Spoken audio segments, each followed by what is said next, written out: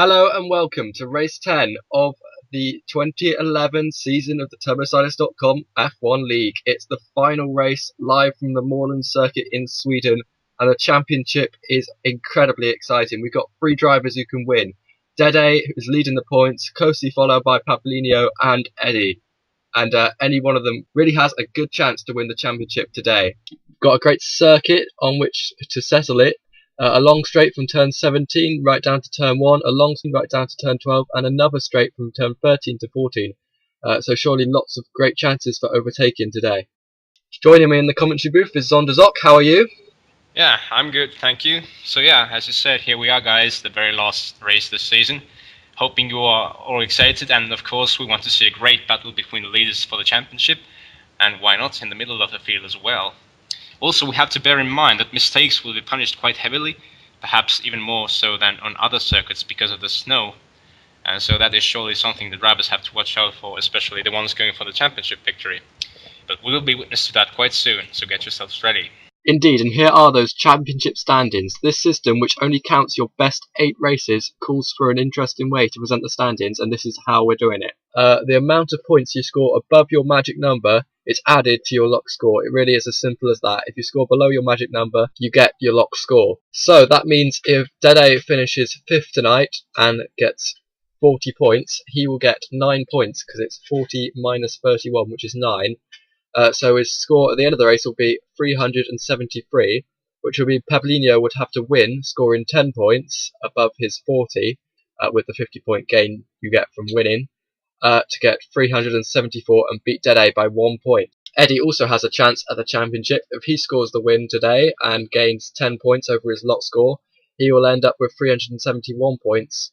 And no matter where Papalino finishes, he will have beaten him in the championship, because even if Papalino finishes 2nd, he will tie with Eddie, and then Eddie would have more wins than him, breaking the tie. However, to beat Dede for the championship win, Dede would need to finish 7th if Eddie won the race. So it's a long shot, but of course anything is possible. And we'll keep you up to date throughout the race with our championship predictions, which will pop up at opportune moments in the race, showing what the championship standings are at the current moment in the race. Here is the team standings also going into the final race. You can see it's not quite so close. The underdogs have a little bit of a lead, but it's very possible the TurboStylist Plus team with a good performance here could overthrow them and win the 2011 Constructors' Championship. Yeah, we're looking forward to a great race with some great battles for both championships. But before that, let's have a quick look at some of the great racing we have had in this 2011 season so far.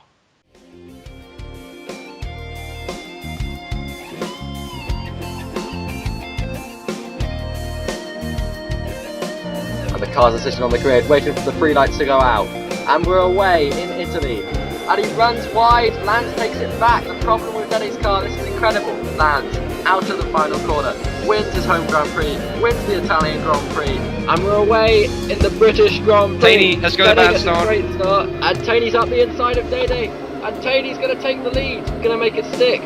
What a move from Etmil there. They has crashed heavily into corner 2. Off the final chicane, Taney wins the British Grand Prix, and it's go in the Austrian Grand Prix. They're going to go side by side into turn 1. So a little mistake from the great Dede there in the wet. Papalino's gone wide now, and Dede retakes the lead. Here he comes to win the Austrian Grand Prix, and we are away in the Australian Grand Prix. Lots of fighting in the back, and Papalino's wide. Great racing here in the Australian Grand Prix. Lex gets around the outside of Pingu. Dede looking to the inside of Pingu. Coming on the final corner and winning the Australian Grand Prix. And we go in the Danish Grand Prix. Taney's challenging on the outside, they make contact. Papalino is on the grass, and Dede will lead the race. Dede goes to the outside. Wow! Silsit is going to take the lead of this Grand Prix, a fastest lap. Onto the front straight to win the Danish Grand Prix. Front row getaway good. Papalino from Lons, Dede from Mike. Dede making a charge at Lance. Dede's on the sand, and so is Eddie. They both exit the pit at the same time, and here goes Eddie around the pair of them. Eddie gets around the pair of them. Eddie gets again on the sand, and Lawrence passes him again. And Eddie passes him again. Onto the main straight. Papalino wins the European Grand Prix. Fantastic win. So here we go, the lights are going on. When the free lights go out, we are going the Argentinian Grand Prix, and we are underway. And there's Eddie making a move on Etmil. Oh, that's on purpose. Dede rounds turn 19 and wins the Argentinian Grand Prix. Fantastic drive. Pavlinio ready, and we're all away in the US Grand Prix. Yeah, Eddie having lots of trouble here. Mike Knight dives up the inside, and here is Dede going to go to the inside of Etmil. Etmil defends, Dede squeezes through in the inside into turn 1, fantastic pass. And for the second time in 3 races, Pavlinio is going to round the corner, and he's going to win the 2011 US Grand Prix. Amazing. The car's sitting on the grid, the lights are on, and we're away in Qatar. And Lance goes into the sand, but this is where the battle really is. This is the championship, Pavlinio versus Dede. And Dede has a problem! Off the final corner, Lance is going to win the Qatar Grand Prix.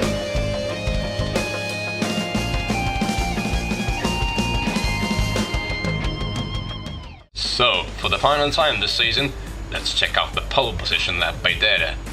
There he goes, exiting the final corner and now on the main straight, carrying on and into the first sector, which is quite a tricky one to say the least, charging through turns 3 and 4 on the very limit here, and almost perfectly taking the S's turns 5 and 6, after which we see drivers come to a short straight and then brake for the hairpin that is turn 7, and approaching yet another difficult combination of corners from turns 8 to 11.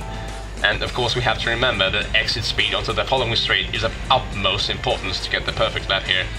Now through turns 12 and 13 in one line, then approaching the final sector, coming to turn 14 here, medium speed, and slowly through these last couple of bends now, keeping it steady, controlled, and coming over the line with a lap time of 43.373. That is truly an exceptional lap and will significantly improve his championship chances.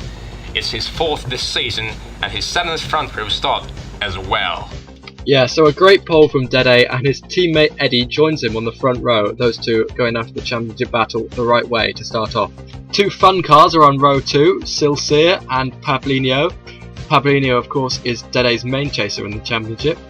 And then Pingu has an excellent 5th position with only 22% fuel. Etmil is in 6th position, Mike Knight in 7th, and Lance in 8th, with quite a high fuel though for Lance, so actually an alright qualifying for the winner of race 9. Wockinger will start 9th in his VRT car, Matic starts 10th, with the same fuel as Wockinger, and just a few fractions of a second behind. 0.001 of a second behind Matic is Jono, but he's got 10% less fuel. And Mr. Pom is on the same fuel as Jono, and he will start 12th. Shy Guy starts 13th for the fun team, and joining him on that row is Kilko Riki. Hazard starts directly behind Shy Guy, and Lex will start directly behind Kilko Riki in 16th position, with the same fuel as Kilko Riki directly in front. In 17th position is Kiki Riki, and in 18th position is Popovic. Drago and Shimek round out the back of the grid. Shimek surely looking forward to making up some positions in his VRT car. But of course, for those that qualify at the back of the grid, it's just great to qualify into the pro race at all. And here are those that didn't quite manage to make it for the final race. Heavenon will start on the pole for the rookie race. John 5 starts alongside him on the front row. Augusto and Exil is in 4th position for the plus team. Arjun starts 5th for the fun team. MRTN, or Martin, starts 6th. And Mouse joins us in 7th position. Deluxe is 8th, Respect is 9th, MJ is 10th place in the rookie race, 30th overall, Sam is 31st, and 12th place in the rookie race is Sims.